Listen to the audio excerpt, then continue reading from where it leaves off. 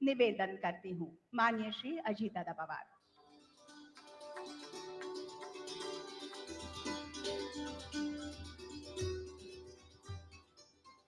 आपल्या देशाचे लोकप्रिय प्रधानमंत्री आदरणीय मोदी साहेब, आजच्या कार्यक्रमाला उपस्थित असणारे राज्यपाल आदरणीय आचार्य देवव्रत साहेब, राज्याचे लोकप्रिय मुख्यमंत्री देवेंद्रजी फडणवीस, उपमुख्यमंत्री एकनाथरावजी शिंदे, केंद्रीय मंत्री नायडूजी, मोहोळजी, सर्व गौतमभाई अडाणी, सर्व खासदार, आमदार, सर्व केंद्रीय मंत्री, सर्व राज्यातले मंत्रिमंडळातील माझे सहकारी आणि त्या कार्यक्रमाच्या निमित्तानं त्या परिसरातील जमलेल्या सगळ्या माझ्या लाडक्या बहिणी, सगळे माझे बांधव, पत्रकार मित्र आणि बंधू भगिनींनो, मी सुरुवातीलाच या कार्यक्रमाच्या निमित्तानं मुंबईकरांच्या वतीनं राज्यातल्या 13 कोटी जनतेच्या वतीनं आदरणीय पंतप्रधान नरेंद्र मोदी साहेबांचं मनापासून स्वागत करतो आणि शिवशाहू फुले आंबेडकरांना विनम्र अशा प्रकारचं अभिवादन करत आज मोदी साहेबांच्या हस्ते महाराष्ट्राच्या विशेषतः मुंबईच्या विकासाला एक नवे पंख देणाऱ्या 4 महत्त्वाच्या प्रकल्पांचं उद्घाटन होत आहे आणि या ऐतिहासिक क्षणाचे साक्षीदार होण्याचं भाग्य आपल्याला सगळ्यांना लाभलं, हा आपल्या सर्वांचा सन्मान आहे। मुंबईच्या आणि महाराष्ट्राच्या विकासाला प्रधानमंत्री महोदयांचे नेहमीच साथ, सहकार्य आणि प्रोत्साहन मिळत आलं आहे। देशाच्या विकासाचं नेतृत्व करत असताना आपल्या सर्वांच्या आनंदात सहभागी होण्यासाठी आदरणीय प्रधानमंत्री आज स्वतः या कार्यक्रमाला उपस्थित राहिले, त्याबद्दल मी प्रधानमंत्री महोदयांचे मनापासून आभार मानतो, त्यांना खूप खूप धन्यवाद देखील देतो।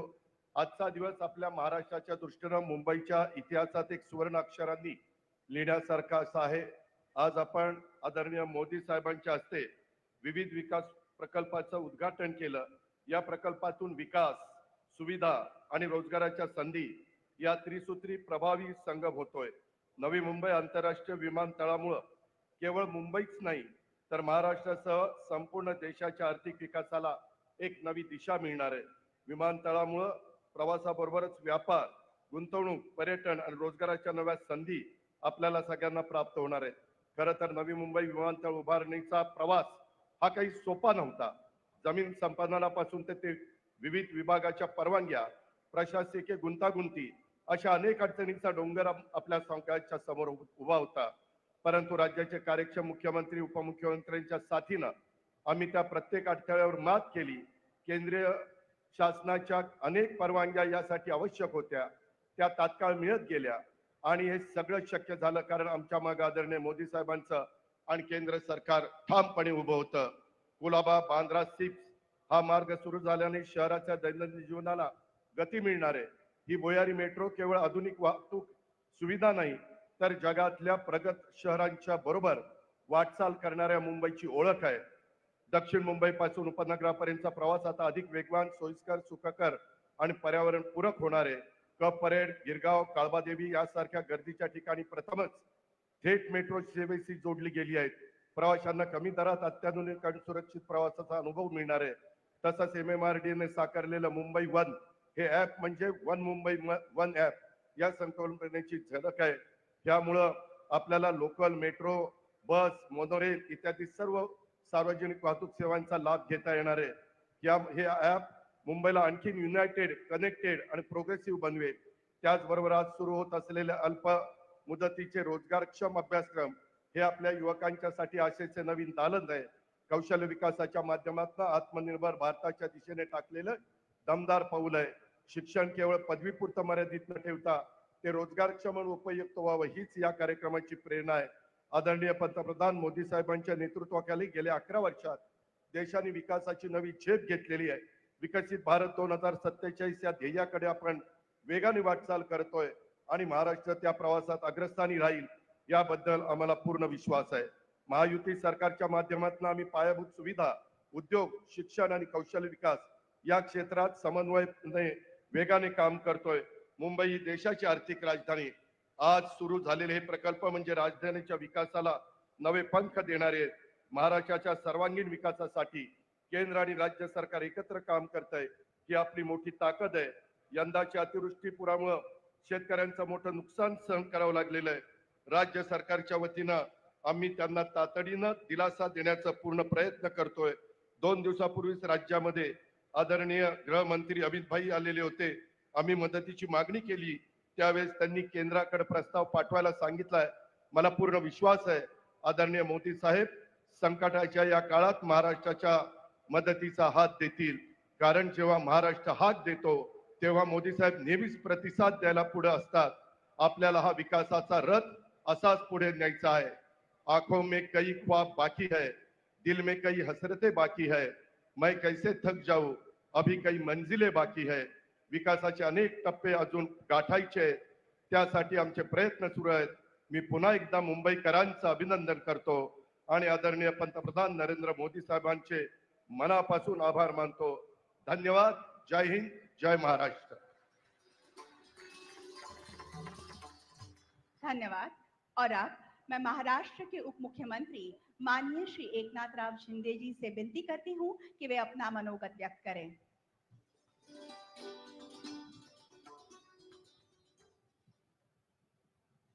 छत्रपति शिवाजी महाराज की जय भवानी. देशाचे लोकप्रिय, यशस्वी आणि कर्तव्यदक्ष प्रधानमंत्री, ज्यांना आपण विश्वगुरु म्हणतो, ते देशाचे आदरणीय नरेंद्र मोदीजींचं मी या महाराष्ट्राच्या भूमीमध्ये मनापासून स्वागत करतो आणि त्यांना मनापासून शुभेच्छा देतो. आजच्या या कार्यक्रमाला उपस्थित राज्याचे राज्यपाल आचार्य देवव्रत साहेब, राज्याचे लोकप्रिय मुख्यमंत्री देवेंद्र फडणवीस साहेब, आपले उपमुख्यमंत्री अजितदादा, केंद्रीय मंत्री राम नायडू जी, मोहोळ जी, आठवले जी, सर्व आपले जपानचे पण पाहुणे आले, त्यांचंही मी स्वागत करतो. आणि सर्व आमचे मंत्रिमंडळातील सहकारी, खासदार, आमदार आणि ज्यांनी हा अतिशय अत्याधुनिक असा एअरपोर्ट बांधण्याचं काम केलं ते गौतमभाई अदानीजी, व्यासपीठावरील सर्व सन्माननीय मान्यवर. खरं म्हणजे मोदीजी जेव्हा जेव्हा महाराष्ट्रात येतात तेव्हा तेव्हा त्यांच्या शुभ हस्ते मोठ्या प्रकल्पांचं लोकार्पण आणि भूमिपूजन आपण करत असतो. 8 वर्षापूर्वी देशातल्या सर्वात मोठ्या ग्रीनफील्ड एअरपोर्टचं भूमिपूजन मोदीजींच्या शुभ हस्ते झालं होतं आणि आज त्यांच्याच हस्ते या एअरपोर्टचं लोकार्पणही होतंय. मोदीजींचा जिथं हात लागतो त्याचं सोनं होतं, याचंच उदाहरण या ठिकाणी आपण पाहतोय. मुरलीधरजींनी देखील त्याचा उल्लेख इथं केला आणि म्हणून हर एक विमान टेक ऑफ करता है, फिर वो लैंडिंग भी करता है. पर 2014 में मोदी जी ने जो टेक ऑफ किया है वो भारत को महाशक्ति बनाने के लिए, ये हम सब लोग इसके साक्षी है. प्रगति और विकास दोनों हमेशा साथ साथ आते हैं और जब उड़ान की बात होती है तो हमें मोदी जी याद आते हैं. अटौली जी आहे तिथं. यह सिर्फ एक एयरपोर्ट नहीं है, यह नए भारत के संकल्प और प्रधानमंत्री मोदी जी के महाराष्ट्र पर विश्वास का एक प्रतीक है. यहां से न केवल विमान उड़ान भरेंगे बल्कि एक मजबूत आत्मनिर्भर भारत जैसा कि मोदी जी ने सपना देखा है उसकी उड़ान भी शुरू होगी. क्योंकि हम कहते हैं 21वीं सदी नरेंद्र मोदी. मोदी जी ने देश की बागडोर संभाली तब देश में केवल 74 हवाई अड्डे थे. पिछले 10 सालों में यह संख्या बढ़कर दुगनी हो गई, 150 हो गई. 2030 तक तिगनी 220 करने का मोदी जी का निर्धार है। यह सिर्फ आंकड़ों की बात नहीं है, देश के आत्मविश्वास की कहानी है। मोदी है तो मुमकिन है, या ऐसे नहीं कहते हम। आणि म्हणूनच मी आपल्याला विश्वास देतो की हा एअरपोर्ट हा याचा तुलना लंडनच्या हिथ्रो विमानतळाशी करतायत, परंतु लवकरच हिथ्रो वाले स्वतःची तुलना नवी मुंबईशी करू लागतील, हा देखील एक विश्वास या ठिकाणी व्यक्त करतो। या एअरपोर्टचं स्वप्न साकार करण्यासाठी सिडकोचं तसंच Navi Mumbai international airport limited चंही मी अभिनंदन करतो। देशातल्या सर्वात लांब भुयारी मेट्रो 3 प्रकल्पाच्या दुसऱ्या टप्प्याचं देखील उद्घाटन मोदीजींच्या शुभ हस्ते होणार आहे।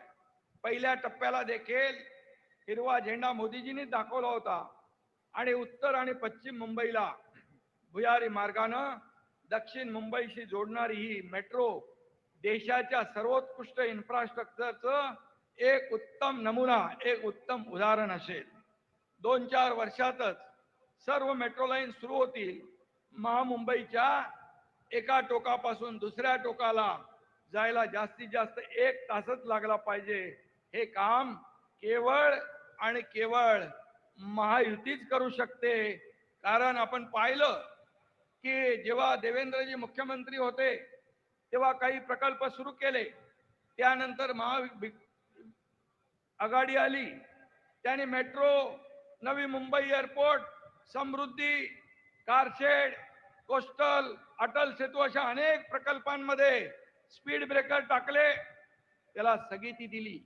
आणि म्हणूनच जेव्हा 2022 ला आपलं सरकार महायुतीचं आलं त्यावेळेस हे स्थगिती सरकार आपण हटवून टाकलं, सगळे स्पीड ब्रेकर आपण उखडून टाकले आणि त्यामुळे गेल्या 3 वर्षांमध्ये या राज्याचा विकास डबल वेगाने होतोय। मोदीजींच्या आशीर्वादाने देशातले सर्वोत्कृष्ट इन्फ्रास्ट्रक्चरचे प्रकल्प महाराष्ट्रात उभे राहत आहेत आणि मोठ्या प्रकल्पांची कामं आपल्या राज्यात सुरू आहेत। डबल स्पीडने विकास करत असताना राज्यातल्या अन्नदात्या लाडक्या शेतकऱ्यांनाही आपण वाऱ्यावर सोडलेलं नाही। आज अजितदादांनी मगाशी सांगितलं, आज आपला शेतकरी बळीराजा संकटात आहे आणि या पूरग्रस्तांसाठी देखील कालच मुख्यमंत्री महोदय आणि आम्ही एक 32,000 कोटीचं पॅकेज जाहीर केलं आणि नुकसानग्रस्त शेतकऱ्यांची दिवाळी काळी होऊ नये हा शब्दही आम्ही पाळलेला है। आणि म्हणून मोदी जी के नेतृत्व में केंद्र सरकार भी किसानों के पीछे हमेशा खड़ी रही है और पीएम किसान सम्मान निधि के माध्यम से मोदी जी ने अब तक राज्य के किसानों को 33,565 करोड़ रुपए दिए हैं। विपक्ष के कुछ नेता कहते हैं क्या दिया क्या दिया, उन्हें ये दिखता नहीं है, ये आंकड़े पता नहीं है।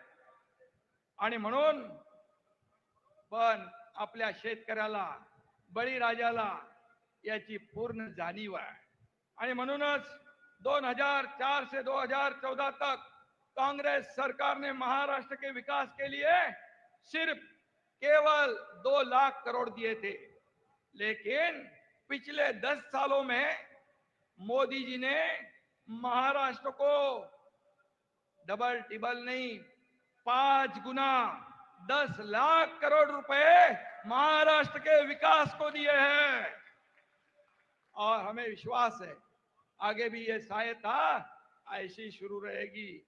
मोदी जींचे हात हे देणारे आहेत, काँग्रेस आघाडी सारखे भ्रष्टाचार करून ओरबाडणारे नाहीये। काँग्रेसचं करप्शन फर्स्ट, मोदीजींचं नेशन फर्स्ट, हा फरक आहे, हा फरक आहे।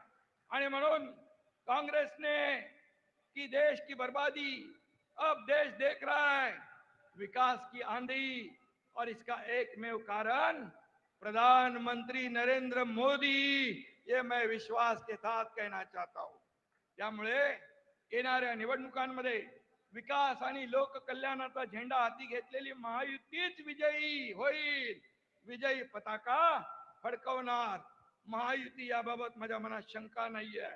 पंतप्रधानांच्या हस्ते आज होणारा उद्घाटन ही त्याची उड्डाणाची सुरुवात आहे असा मी विश्वास व्यक्त करतो. जाता जाता एवढंच सांगतो, आनंदात ठेवू इथला वारकरी, आनंदात ठेवू इथला शेतकरी, आनंदात ठेवू इथला कष्टकरी. लाडक्या बहिणींचा आशीर्वाद भारी आणि मोदीजींच्या नेतृत्वात महाराष्ट्र घेईल उत्तुंग भरारी. मैं पुनः एकदा, मैं फिर एक बार आदरणीय प्रधानमंत्री मोदी जी को बहुत बहुत धन्यवाद देना चाहता हूं. बहुत बहुत उनका आभार व्यक्त करता हूं. ऐसा ही आपका आशीर्वाद, प्रेम, मार्गदर्शन महाराष्ट्र के साथ रहे. धन्यवाद. जय हिंद, जय महाराष्ट्र.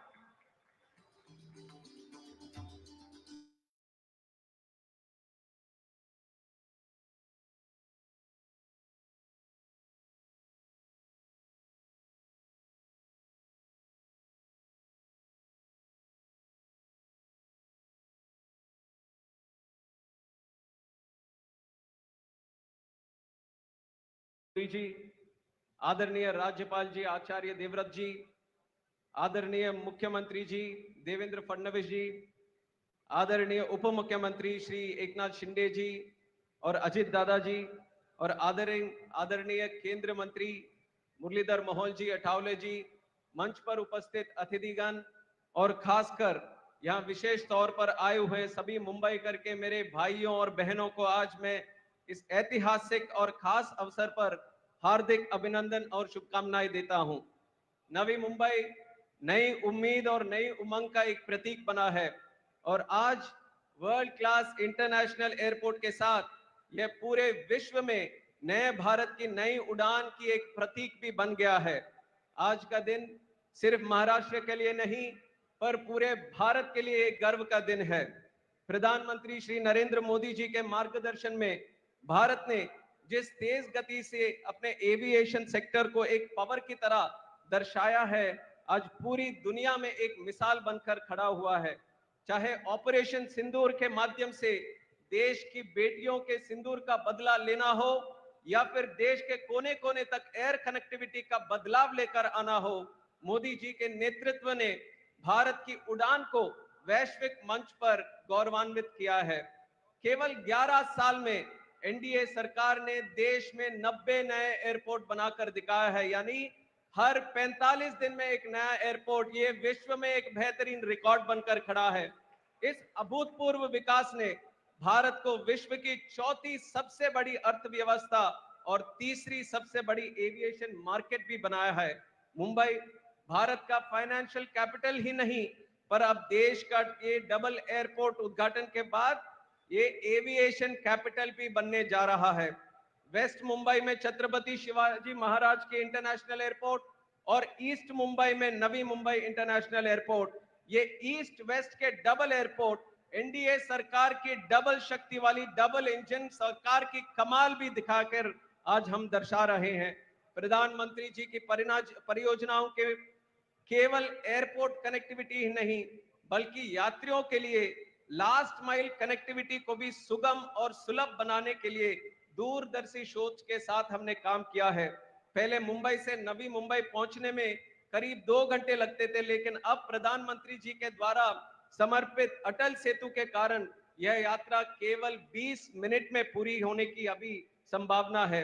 दोनों एयरपोर्ट के बीच बेहतर कनेक्टिविटी से यात्रियों को अधिक फ्लाइट विकल्पों की सुविधा भी आगे मिलने वाली है. केवल ये एयर कनेक्टिविटी ही नहीं, अटल सेतु की कनेक्टिविटी नहीं, बाकी सारे हाईवेज के साथ और वाटर कनेक्टिविटी के साथ मेट्रो ट्रेन, सबअर्बन ट्रेन और बुलेट ट्रेन की कनेक्टिविटी, देश का एक सबसे पहला एयरपोर्ट है हमारा नवी मुंबई अंतरराष्ट्रीय हवाई अड्डा, जहां मल्टी मॉडल कनेक्टिविटी का सबसे पहला उदाहरण यहां बनने जा रहा है.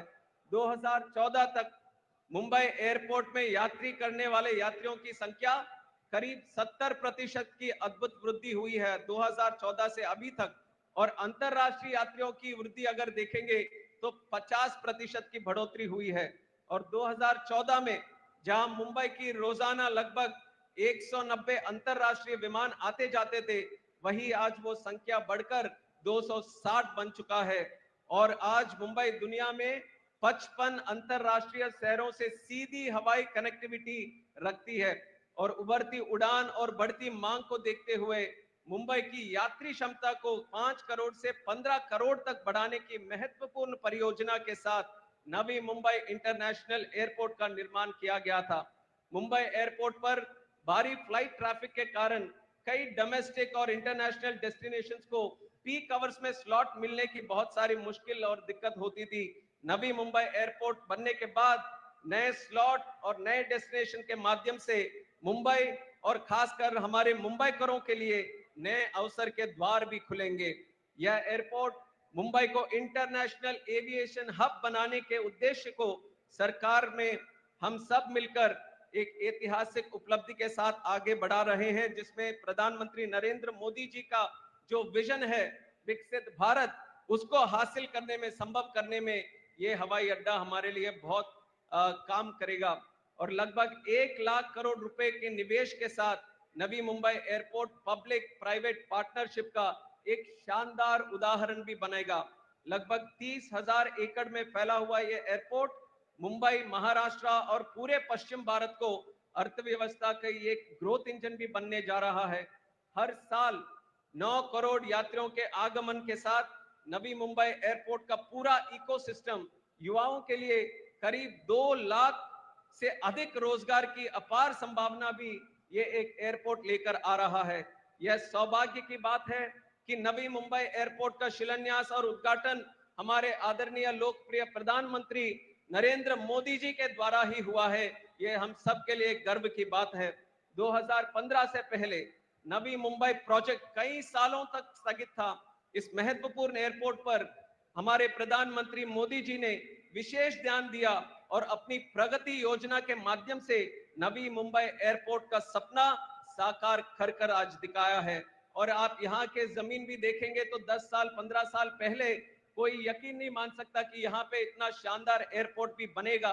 तो इसके लिए मैं खासकर राज्य सरकार, CIDCO, airport authority of India और अदानी का ग्रुप और यहाँ पर काम करे हुए लाखों रोजगार वर्कर हो, लेबर हो, इंजीनियर्स हो, उन सबको मैं बधाई देता हूं कि आज भारत की पहचान को आगे बढ़ाने के जो काम यहाँ पे ये मुंबई के अंतरराष्ट्रीय हवाई अड्डा जो करेगा, ये हम सब के लिए गर्व की बात है। और आज हम जब टर्मिनल बिल्डिंग में देख रहे थे, मुझे विश्वास है जो भी यात्री यहाँ से ये टर्मिनल बिल्डिंग से जाएंगे, चाहे वो देश के हो, खासकर महाराष्ट्र के कोई भी हो, आप सबको एक बहुत बड़ा गर्व महसूस होगा ये इंटरनेशनल एयरपोर्ट के इस्तेमाल करने के बाद। और आज जब देश की फाइनेंशियल कैपिटल को नवी मुंबई एयरपोर्ट समर्पित हो रहा है, तो नेशनल कैपिटल के पास भी दूसरा एयरपोर्ट, ये भी मैं बोलना चाहूंगा कि ये देश का सबसे पहला मेट्रोपॉलिटन सिटी है जहां पे दूसरा इंटरनेशनल एयरपोर्ट जहां बना है, वो खासियत भी आज मुंबई ने हासिल किया है। और विकसित भारत 2047 के विजन के तहत हम अगले 20 वर्ष में 2000 नए एयरपोर्ट भी हमारे आदरणीय प्रधानमंत्री जी के मार्गदर्शन में बनाने जा रहे हैं। भारत की यह उड़ान केवल विकास की नहीं पर विश्वास की उड़ान भी है।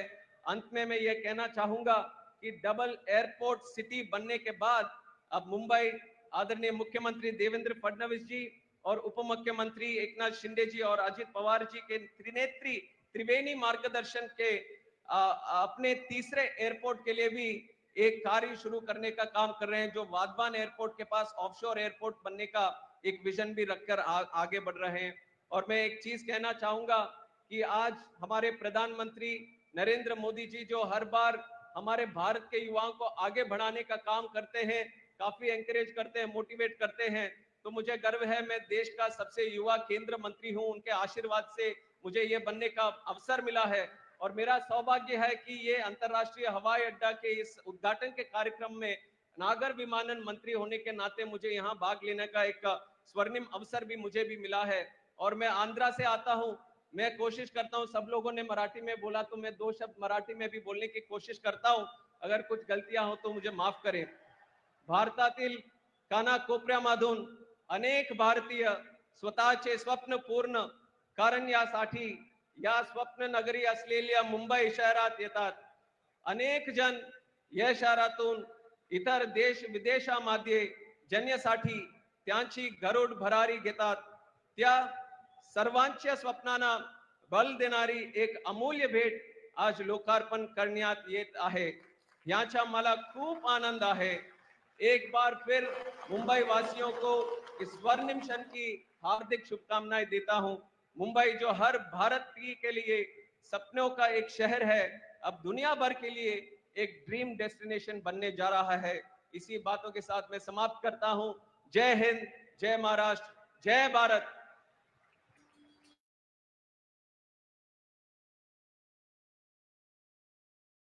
राष्ट्रीय वासियांकडून मी आपले विशेष आभार मानते।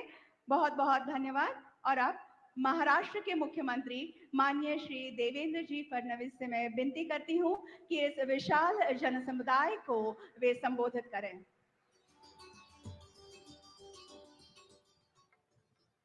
हिंदवी स्वराज्याचे सरसंस्थापक छत्रपती शिवरायांना मानाचा मुजरा करतो। भारतीय राज्यघटनेचे शिल्पकार भारतरत्न डॉक्टर बाबासाहेब आंबेडकर यांना मानवंदना अर्पित करतो। भूमिपुत्रांच्या हक्कांकरता ज्यांनी मोठा लढा उभारला ते लोकनेते दिबा पाटील यांच्याही स्मृतींना या ठिकाणी उजाळा देतो। आणि आज आपल्या या विमानतळाच्या उद्घाटनाकरता उपस्थित झालेले अखिल विश्वातील सर्वाधिक लोकप्रिय नेते आणि नव भारताचे निर्माते आदरणीय प्रधानमंत्री नरेंद्र मोदीजींचं या ठिकाणी मनपूर्वक स्वागत करतो।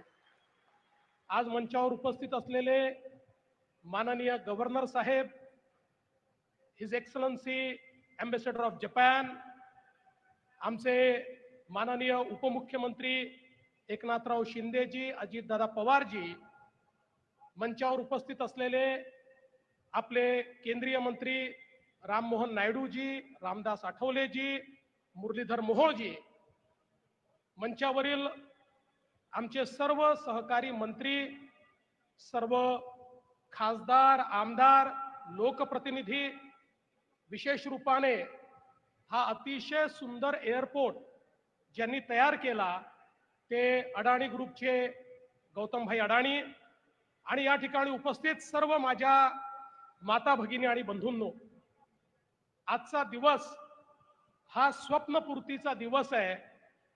कारण गेले 10 वर्ष मोदीजींच्या नेतृत्वात ज्या गोष्टी आम्ही सांगतो त्या प्रत्यक्ष या ठिकाणी आज लोकार्पित होत आहेत। ही खऱ्या अर्थानं अतिशय आनंदाची गोष्ट आहे। आणि हा जो आपला एअरपोर्ट आहे, खरं म्हणजे मी सांगू इच्छितो की हा एअरपोर्ट कशा प्रकारे नवभारताचं प्रतीक आहे। या एअरपोर्टची संकल्पना 90च्या दशकातली होती। अनेक वर्ष आम्ही जेव्हा मुंबईहून पुण्याला जायचो तर एक बोर्ड फक्त लागलेला असायचा की या ठिकाणी नवी मुंबईचं आंतरराष्ट्रीय एअरपोर्ट होणार, पण काहीच पुढे जायचं नाही। ज्यावेळी मोदीजींच्या नेतृत्वात देशात आणि महाराष्ट्रात सरकार आलं, आम्ही माननीय मोदीजींना विनंती केली की आपलं जे प्रगती आहे, ज्यामध्ये सगळ्या प्रोजेक्टचा ते रिव्ह्यू करतात, त्याच्यामध्ये नवी मुंबई एअरपोर्ट आपण घ्यावं। आपल्याला आश्चर्य वाटेल, मोदीजींनी प्रगतीच्या अंतर्गत हे एअरपोर्ट घेतल्यानंतर 10 वर्ष, मागील 10 वर्षामध्ये 8 NOC अशा होत्या त्या या एअरपोर्टच्या निर्मितीची सुरुवात करायला हव्या होत्या, पण त्या मिळत नव्हत्या। मोदीजींनी प्रगतीची पहिली बैठक ज्या दिवशी घेतली त्या दिवशी सकाळपर्यंत मुख्य सचिवांनी सांगितलं, साहेब 7 NOC आलेल्या आहेत। आणि मग मोदीजींनी विचारलं 8वी NOC का नाही? त्याला 1 महिन्याची स्टॅट्युटरी नोटीस होती, ती निघालेली होती। 15व्या दिवशी 8वी NOC आली आणि जे 10 वर्ष झालं नव्हतं ते मोदीजींच्या एका मीटिंगने त्या ठिकाणी झालं आणि याची निर्मिती सुरू झाली. आणि हा अतिशय सुंदर असा एअरपोर्ट, 9 कोटी पॅसेंजर हँडल करू शकेल असा एअरपोर्ट, हा एअरपोर्ट एक इंजिनिअरिंग मार्वल देखील आहे. हा एअरपोर्ट बनवण्याकरता या ठिकाणी पहाड देखील क्लिअर करावा लागला. नदी जी आहे त्या नदीला देखील त्या ठिकाणी परिवर्तित करावं लागलं आणि त्यातून आज अतिशय सुंदर असा एअरपोर्ट सुरू झालेला आहे. हा केवळ एअरपोर्ट नाहीये, तर महाराष्ट्र आणि भारताच्या विकासामध्ये एक महत्वाची भूमिका हा निभावणार आहे. मी तर असं म्हणेल, केवळ हा एक एअरपोर्ट महाराष्ट्राचा जीडीपी 1% वाढवण्याची क्षमता ठेवतो आणि त्यातनं मोठ्या प्रमाणात आज महाराष्ट्र पुढे जाणार आहे. आणि आपण बघा, एअरपोर्ट होण्याच्या आधीच मोदीजींच्या नेतृत्वात अटल सेतू तयार झालाय आणि आता तर हा पहिला एअरपोर्ट असेल ज्याला वॉटर टॅक्सी देखील मिळणार आहे. म्हणजे इथल्या वॉटर टॅक्सी मध्ये बसून थेट गेटवे ऑफ इंडियाला आपल्याला जाता येईल, कुठलाही ट्रॅफिक या ठिकाणी असणार नाही. अशा प्रकारची व्यवस्था या एअरपोर्टने या ठिकाणी केली आहे. दुसरा महत्वाचा जो आपला प्रकल्प आहे, आपली 40 किलोमीटरची अंडरग्राउंड मेट्रो, ही मेट्रो देखील मोदीजींच्या आशीर्वादाने वेगवेगळे अडथळे पार पाडत गेली. मला अभिमान आहे, देशातली सगळ्यात मोठी अंडरग्राउंड मेट्रो ही मुंबईमध्ये आपण तयार करू शकलो आणि साऊथ टू नॉर्थ कनेक्टिव्हिटी आपण त्या ठिकाणी केली. पण ही करत असताना शिंदे साहेबांनी सांगितलं, वेगवेगळे अडथळे तर आलेच, पण green tribunal, high court, supreme court, review petition अशा अनेक अडथळ्यांची शर्यत पार करत आम्ही हिचं काम पूर्ण करू शकलो. याचं कारण या प्रत्येक क्षणाला माननीय मोदीजी आमच्या पाठीशी होते. प्रत्येक क्षणाला केंद्र सरकार आमच्या पाठीशी उभं होतं आणि म्हणून हे सगळे अडथळे पार झाले आणि एक इंजिनिअरिंग मार्वल अशा पद्धतीने आपण हे करू शकलो. I would also like to thank his excellency ambassador of Japan for the help extended by the government of Japan and JICA to construct this 40 kilometers underground metro. त्यांच्या मदतीकरता मी त्यांचे अतिशय मनापासून आभार मानतो. आणि याच सोबत खरं म्हणजे आज एक अजून तिसरं स्वप्न आपलं पूर्ण होत आहे. मोदीजींनी आपल्याला आदेश दिला होता की ट्रान्सपोर्टेशन सिस्टीमचं इंटिग्रेशन झालं पाहिजे. जोपर्यंत सगळ्या ट्रान्सपोर्टेशन सिस्टीम या एका तिकिटावर आणि एका प्लॅटफॉर्मवर येत नाही, तोपर्यंत एंड टू एंड सोल्युशन मिळत नाही आणि त्या ठिकाणी लोकांना फायदा होत नाही. आज आपण मुंबई वन हे आपलं ऍप या ठिकाणी मोदीजींच्या हस्ते लॉन्च करतोय. या ऍपवर मेट्रो असेल, मोनो असेल, बस असेल, वॉटर टॅक्सी असेल, सबअर्बन रेल्वे असेल, सगळ्यांकरता आता एकच तिकीट असेल. एका तिकिटावर आपल्याला सगळीकडे प्रवास करता येईल अशी संकल्पना या ठिकाणी करण्यात आली आहे. त्यामुळे कोणालाही आपण जिथे उभे आहोत तिथपासून आपल्या घरापर्यंत पोहोचण्याकरता जे जे करावं लागेल त्याकरता एका ऍपवर आपल्याला त्याचा ट्रॅव्हल प्लॅन देखील मिळेल आणि त्याचं तिकीट देखील एका ऍपवर आपल्याला या ठिकाणी मिळेल. मुंबईला सुगम बनवण्याकरता आजचा हा कार्यक्रम अत्यंत महत्वाचा आहे. आणि यासोबत चौथा कार्यक्रम जो आपण या ठिकाणी करतो, मोदीजींनी जे आमच्या तरुणाई करता स्किल विकसित करण्याकरता कौशल विकासाचा कार्यक्रम हातात घेतला.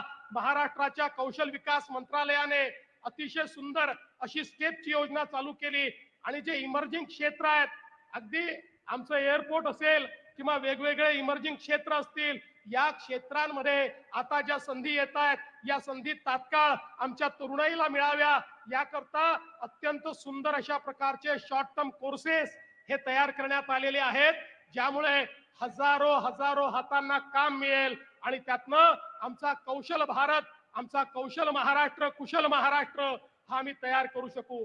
आज या निमित्ताने आम्हाला या प्रगतीच्या पथावर नेण्याकरता मी प्रधानमंत्री महोदयांचं अतिशय मनापासून आभार मानतो. आमच्या नागरी उड्डयन मंत्रालयाचे देखील आभार मानतो. आताच नायडूजींनी सांगितलं, आता पुढचं आमचं लक्ष जे आहे ते वाढवणचं बंदर, वाढवण पोर्ट जे मोदीजींनी आम्हाला दिलेला एक उपहार आहे, त्याच ठिकाणी देशातला पहिला ऑफशोर अशा प्रकारचा आम्ही एक एअरपोर्ट तयार करतो. आमच्या या नवी मुंबई एअरपोर्ट जवळ तिसरी मुंबई होईल आणि वाढवण जवळ आमची चौथी मुंबई होईल. हा विश्वास मी या निमित्ताने आपल्याला देऊ इच्छितो. आणि यासोबत आमच्या सिडकोचे सगळे अधिकारी, सगळी टीम यांचं मी अभिनंदन करतो.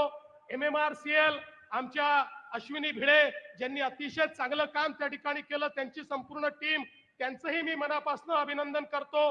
आमच्या MMRDA हा जो काही त्या ठिकाणी एक प्लॅटफॉर्म तयार केला, त्यांचंही मी अभिनंदन करतो. आणि कौशल्य विकास विभागाचं अभिनंदन करत मी मोदीजींना एवढीच विनंती करतो कि मोदी जी, आप हमेशा महाराष्ट्र के पीछे चट्टान की तरह खड़े हैं, इसीलिए महाराष्ट्र आगे जा रहा है. ये महाराष्ट्र रुकने वाला नहीं है और आपका आशीर्वाद भी रुकने वाला नहीं है. ऐसा मैं आपसे प्रार्थना करते हुए फिर एक बार आपका बहुत बहुत स्वागत करता हूं और अपने शब्दों को विराम देता हूं.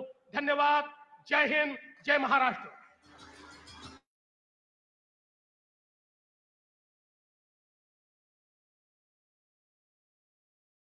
मुंबई अंतर्राष्ट्रीय हवाई अड्डे के पहले चरण का उद्घाटन, मुंबई मेट्रो लाइन 3 का अंतिम चरण अर्थात आचार्य अत्रे चौक से कप परेड स्थानक का उद्घाटन और संपूर्ण Mumbai metro line 3 aqua line corridor का राष्ट्र को समर्पण, भारत का पहला एकीकृत common mobility app Mumbai one का promotion,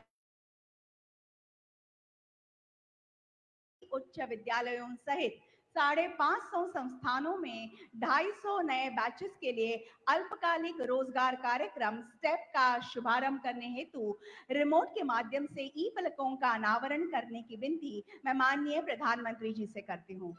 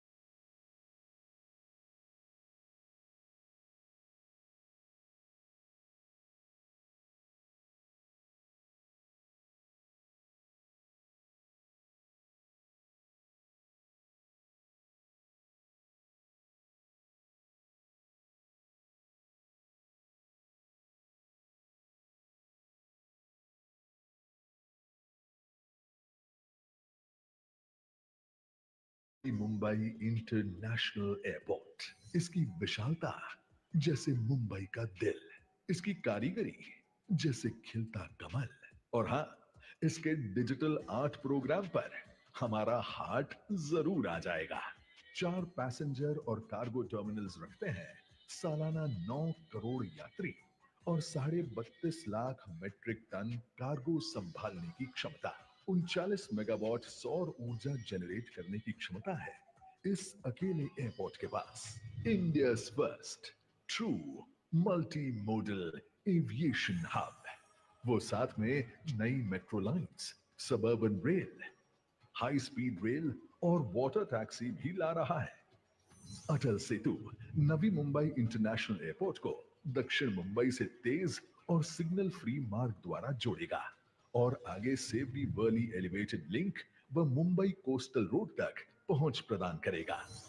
Mumbai Hyderabad high speed rail airport के पूर्वी क्षेत्र से गुजरेगी. ये सब कुछ बन रहा है 1 लाख करोड़ के विशाल निवेश के साथ, जिससे 1 लाख से भी अधिक लोगों को मिलेगा रोजगार.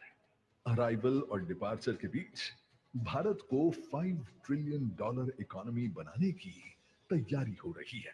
2 इंटरनेशनल एयरपोर्ट्स के साथ अब मुंबई और नवी मुंबई इंटरनेशनल एविएशन हब बनने जा रहे हैं. और पहले चरण में 2 करोड़ की पैसेंजर्स क्षमता और 8 लाख मीट्रिक टन कार्गो क्षमता और 1 रनवे के साथ ये शानदार एयरपोर्ट देश को समर्पित है. विकसित भारत का डेस्टिनेशन अब ज्यादा दूर नहीं है. Welcome on board.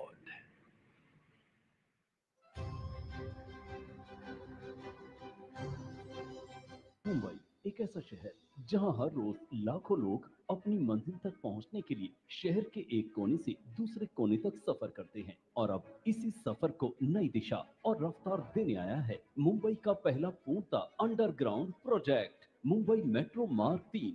माननीय प्रधानमंत्री श्री नरेंद्र मोदी जी के आधुनिक भारत के सपने से प्रेरित और मुख्यमंत्री देवेंद्र फडणवीस जी, उप मुख्यमंत्री एकनाथ शिंदे और अजीत जी पवार के मार्गदर्शन में ये प्रकल्प अब पूर्ण हो रहा है। कफ परेड से आरे JVLR तक फैला हुआ 33.5 किलोमीटर लंबा ये मार्ग देश का सबसे बड़ा अंडरग्राउंड मेट्रो प्रोजेक्ट है। आचार्य अत्रे चौक से कफ परेड तक आज खुलने वाले इस तीसरे और अंतिम चरण में मुंबई के ये मेट्रो महत्वपूर्ण व्यावसायिक, निवासीय और ऐतिहासिक केंद्रों को जोड़ती हुई ये परियोजना महत्वपूर्ण रेलवे स्टेशनों और एयरपोर्ट को भी सीधा जोड़ती है। हर 5 मिनट 30 सेकंड पर उपलब्ध ट्रेनें इस सफर को तेज, सरल और प्रभावी बनाती है। दिव्यांग जन के लिए बाधा रहित प्रवेश, सुरक्षा के लिए पूर्ण ऊंचाई वाले प्लेटफॉर्म, स्क्रीन डोर और पूरी तरह वातानुकूलित कोच हर सफर को सुरक्षित और आरामदायक बनाता है। 10 से 70 रुपए किराए में ये मेट्रो हर वर्ग के लिए सुलभ होगी। संकरी और व्यस्त सड़कों तथा पुरानी इमारतों के बीच से होकर गुजरने वाला ये मार्ग आज आधुनिक इंजीनियरिंग की शानदार मिसाल बन गया है। इस परियोजना से ट्रैफिक और ईंधन की खपत घटने के साथ साथ शहर में प्रदूषण भी उल्लेखनीय रूप से कम होगा। आज माननीय प्रधानमंत्री श्री नरेंद्र मोदी जी मुंबई मेट्रो मार्ग 3 के आचार्य अत्रे चौक से कफ परेड तक के अंतिम चरण और लाइन 3 के पूरे कॉरिडोर का लोकार्पण कर रहे हैं। ये मुंबई शहर के लिए गर्व और उल्लास का एक ऐतिहासिक क्षण है।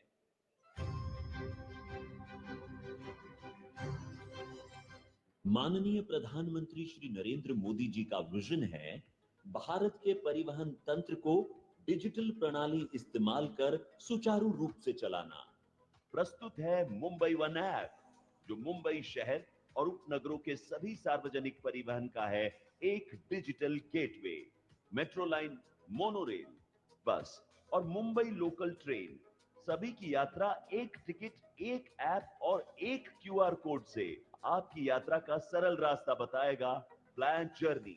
आप किसी छोटे रूट के लिए क्विक बुकिंग का विकल्प भी चुन सकते हैं। अपनी पसंद से भुगतान करें, UPI, credit card, debit card या इंटरनेट बैंकिंग। सब कुछ सुरक्षित और आसान इस सुपर ऐप में।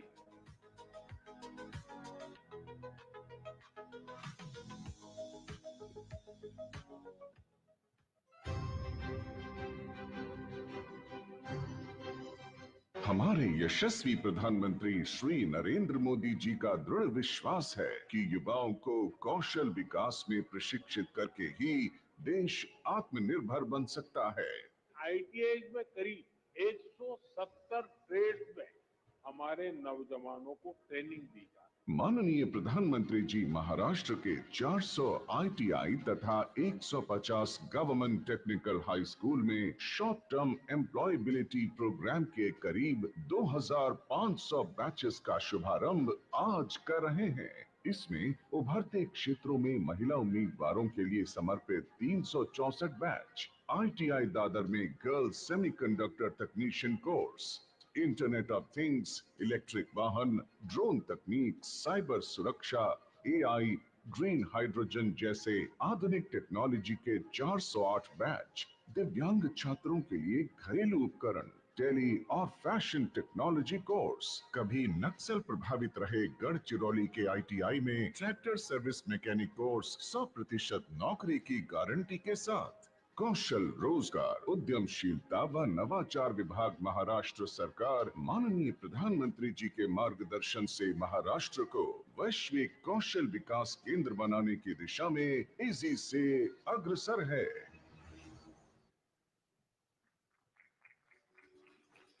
देवी और सज्जनों, लोगों का जीवन समृद्ध एवं संपन्न करने हेतु बदलाव लाकर अनुरूप नवनिर्माण करने वाले कर्मयोगी, कर्तव्य परायणता की प्रतिमूर्ति, समाज समर्पित मनोवृत्ति के मेरुमणि, भारत के प्रधानमंत्री माननीय श्री नरेंद्र मोदी जी से मैं सविनय आग्रह करती हूं कि आज के इस अत्यंत आनंद के तथा महत्वपूर्ण अवसर पर वे अपनी ओजस्वी वाणी तथा अनमोल विचारों से हमें अनुग्रहित करें।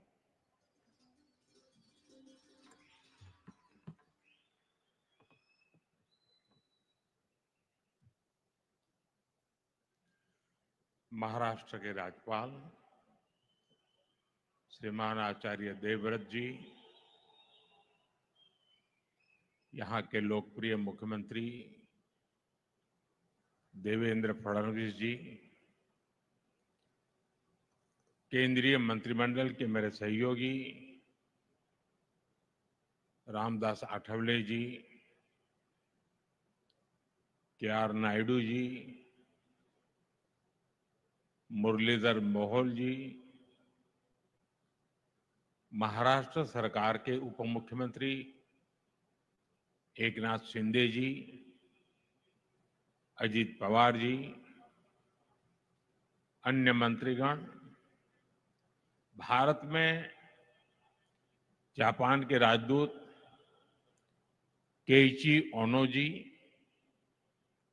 अन्य महानुभाव, भाई और बहनों, विजयादशमी झाली, कोजागरी पौर्णिमा झाली आणि आता 10 दिवसांनी दिवाळी. तुम्हाला या सर्वांसाठी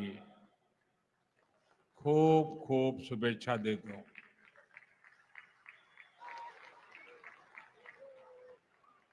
साथियों, आज मुंबई का लंबा इंतजार खत्म हुआ. मुंबई को अब अपना दूसरा इंटरनेशनल एयरपोर्ट मिल गया है. ये एयरपोर्ट इस क्षेत्र को एशिया के सबसे बड़े कनेक्टिविटी हब के रूप में स्थापित करने में बड़ी भूमिका निभाएगा. आज मुंबई को पूरी तरह से अंडरग्राउंड मेट्रो भी मिली है. इससे मुंबई में ट्रैवल और आसान होगा, लोगों का समय बचेगा. ये अंडरग्राउंड मेट्रो विकसित होते भारत का जीवंत प्रतीक है. मुंबई जैसे व्यस्त शहर में जमीन के नीचे, और वो भी ऐतिहासिक बिल्डिंगों को सुरक्षित रखते हुए, ये शानदार मेट्रो बनाई गई है. मैं इससे जुड़े श्रमिकों और इंजीनियर्स को भी आज बधाई देता हूं. साथियों, ये समय भारत के नौजवानों के लिए अनगिनत अवसरों का समय है. कुछ दिन पहले ही देश की अनेक आईटीआई को इंडस्ट्री से जोड़ने के लिए 60,000 करोड़ रुपए की पीएम सेतु स्कीम लॉन्च हुई है. आज से महाराष्ट्र सरकार ने सैकड़ों आईटीआई और तकनीकी स्कूलों में नए प्रोग्राम का शुभारंभ किया है. इसके स्कूलों में पढ़ने वाले बच्चों को भी drone, robotics, electric vehicle, solar energy, green hydrogen, ऐसी अनगिनत नई टेक्नोलॉजी की ट्रेनिंग मिल पाएगी. मैं महाराष्ट्र के युवाओं को बहुत बहुत शुभकामनाएं देता हूं.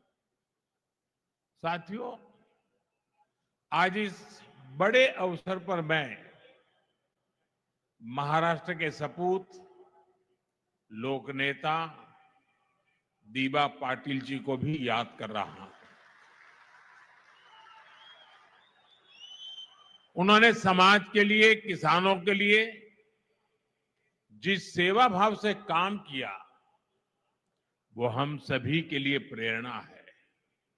उनका जीवन समाज जीवन में काम करने वालों को हमेशा प्रेरित करता रहेगा। साथियों, आज पूरा देश विकसित भारत के संकल्प की सिद्धि में जुटा है।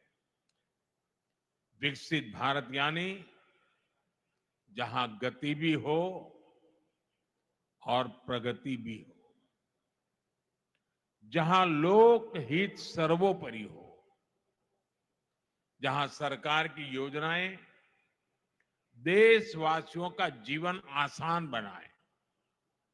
अगर आप बीते 11 वर्षों की यात्रा पर नजर डालें तो भारत के कोने कोने में इसी भावना से तेज गति से काम हो रहा है।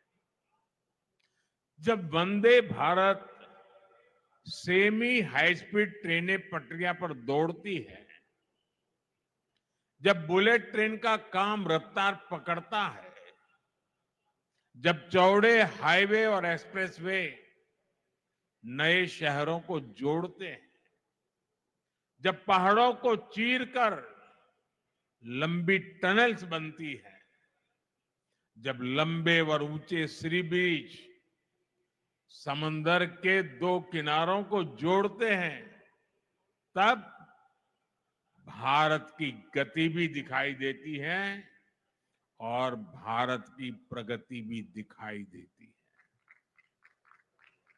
तब भारत के नौजवानों की उड़ान को नए पंख लगते हैं। साथियों, आज का कार्यक्रम भी इसी सिलसिले को आगे बढ़ा रहा है।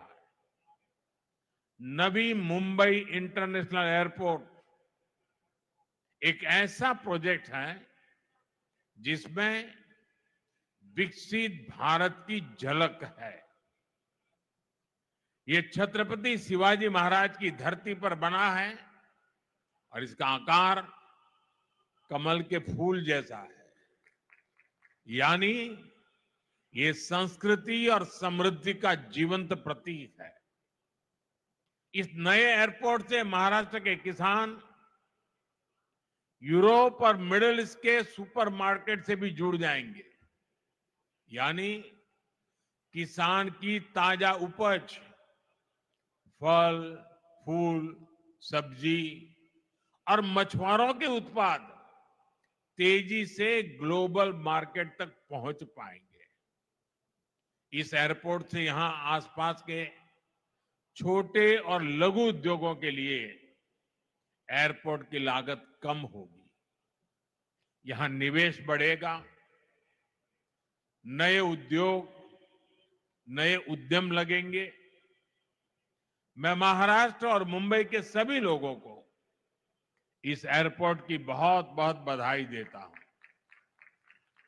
साथियों, जब सपनों को सिद्ध करने का संकल्प हो, जब देशवासियों तक तेज विकास का लाभ पहुंचाने की इच्छा शक्ति हो, तो नतीजे भी मिलते हैं।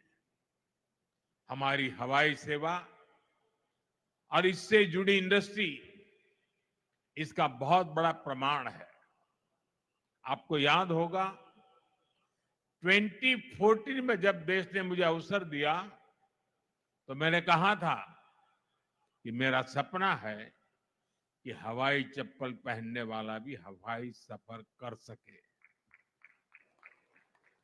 इस सपने को पूरा करने के लिए बहुत जरूरी था कि देश में नए नए एयरपोर्ट बनाए जाए। हमारी सरकार ने इस मिशन पर गंभीरता से काम शुरू किया। बीते 11 साल में देश में एक के बाद एक नए एयरपोर्ट बनते चले गए। साल 2014 में हमारे देश में सिर्फ 74 एयरपोर्ट थे। आज भारत में एयरपोर्ट की संख्या 160 को पार कर गई है। साथियों, जब देश के छोटे छोटे शहरों में एयरपोर्ट बनते हैं तो वहां के लोगों को हवाई सफर के लिए विकल्प मिलने लगता है। और इसमें भी पैसे की मुश्किल कम करने के लिए हमने उड़ान योजना शुरू की ताकि सस्ते में लोगों को हवाई जहाज का टिकट मिल पाए।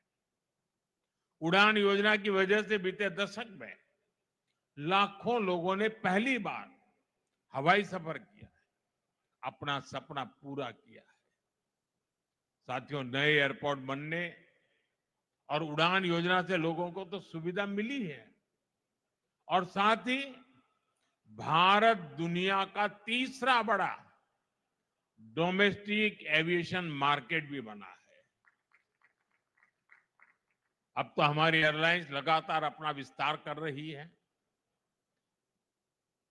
और लोगों के लिए आश्चर्य होता है जब दुनिया के लोग जानते हैं अकेले हिंदुस्तान से इन दिनों हवाई जहाज बनाने वाली कंपनियों के पास करीब करीब 1000 नए हवाई जहाज का ऑर्डर बुक पड़ा है। इससे नए pilots, cabin crew, engineers, ground workers के लिए नए अवसर बन रहे हैं। साथियों, जब जहाज बढ़ते हैं तो मेंटेनेंस, रिपेयर का काम भी बढ़ता है। इसके लिए भी हम भारत में ही नई सुविधाएं बना रहे हैं। हमारा लक्ष्य है कि इस दशक के अंत तक भारत एक बड़ा एमआरओ हब बने। इसमें भी भारत की युवाओं के लिए रोजगार के अनेक नए अवसर बन रहे हैं। साथियों, आज भारत दुनिया का सबसे युवा देश है। हमारी ताकत हमारे नौजवान हैं। इसलिए हमारी हर नीति का फोकस युवाओं को ज्यादा से ज्यादा रोजगार के अवसर देने पर है।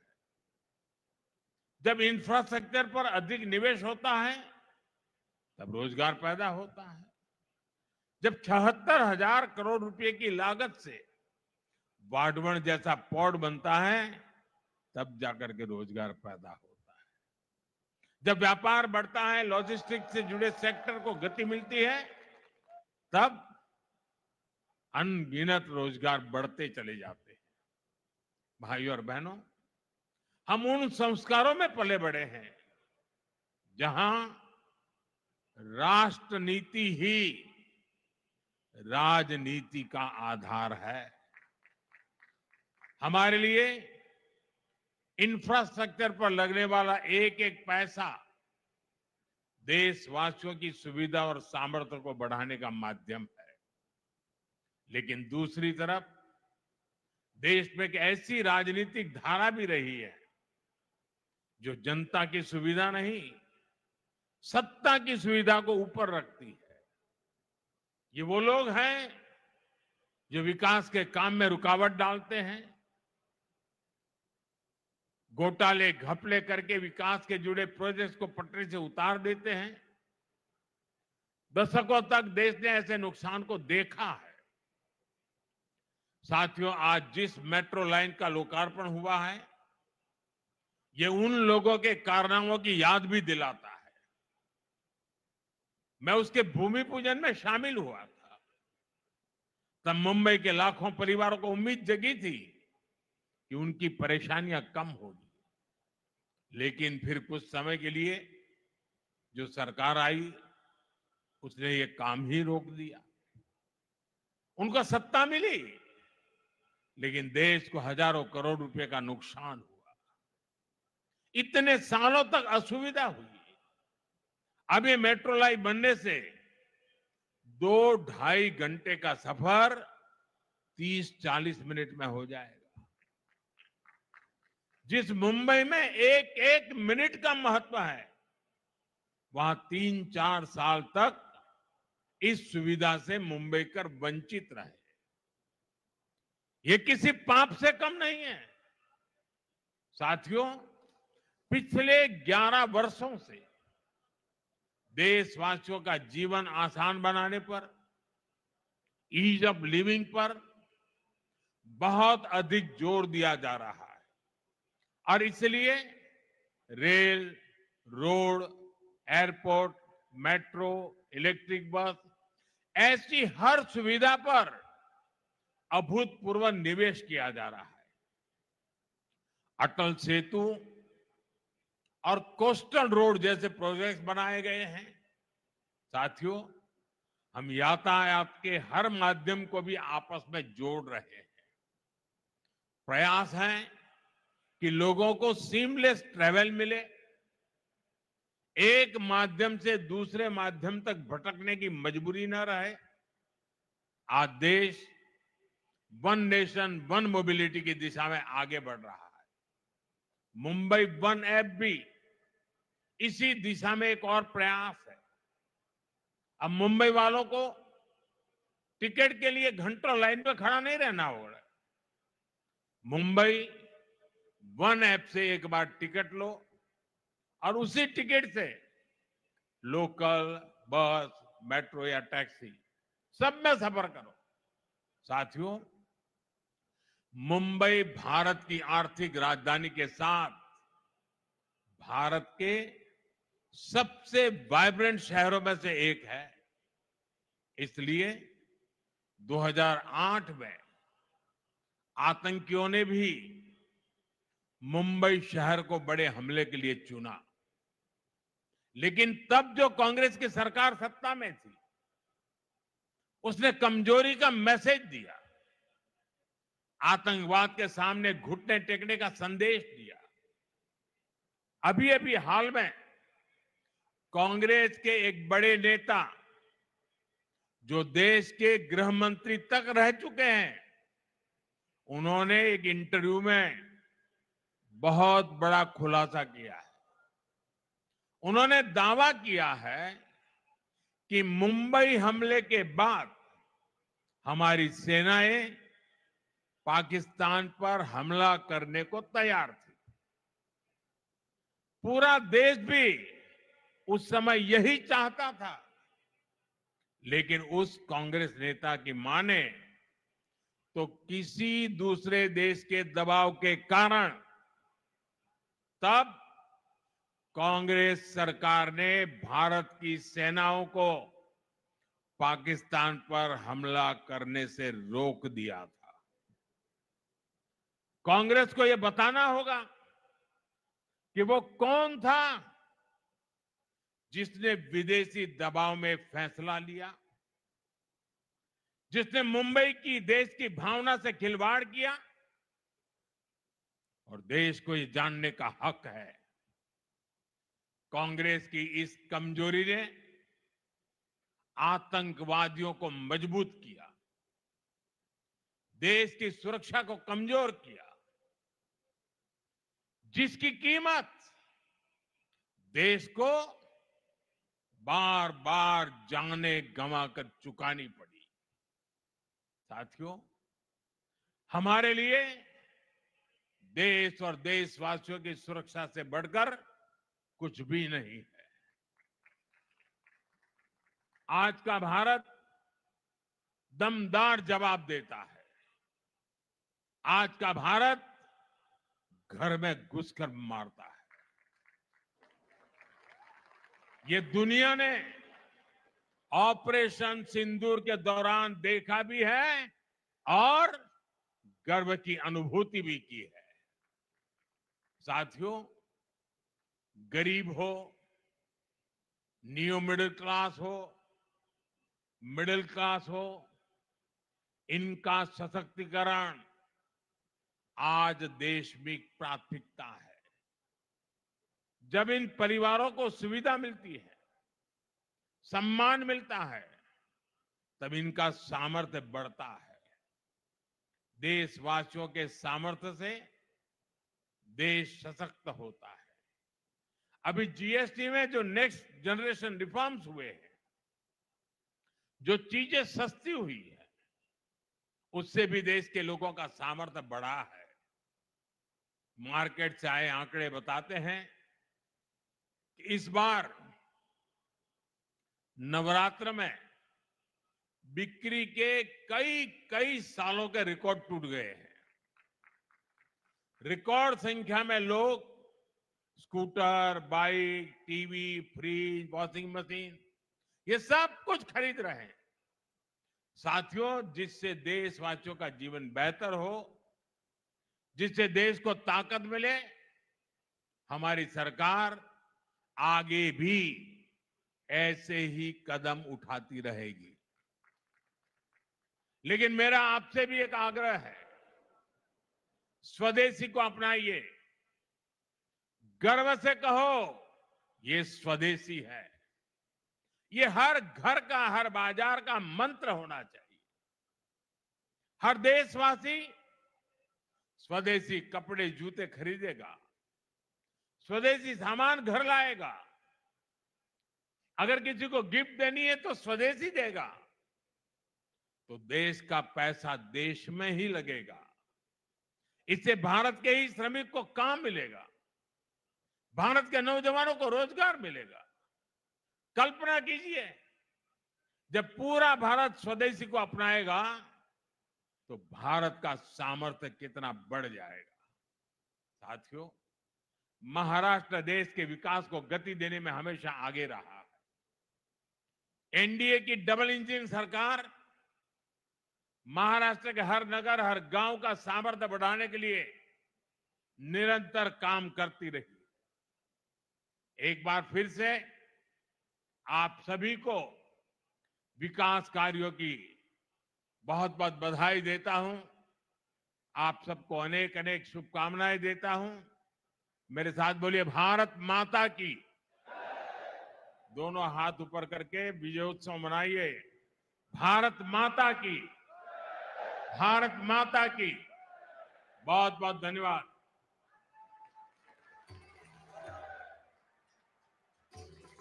आपका बनकर रहेगा। सभी की ओर से आपके मार्गदर्शन के लिए मैं हृदय की गहराइयों से आभार प्रकट करती हूँ।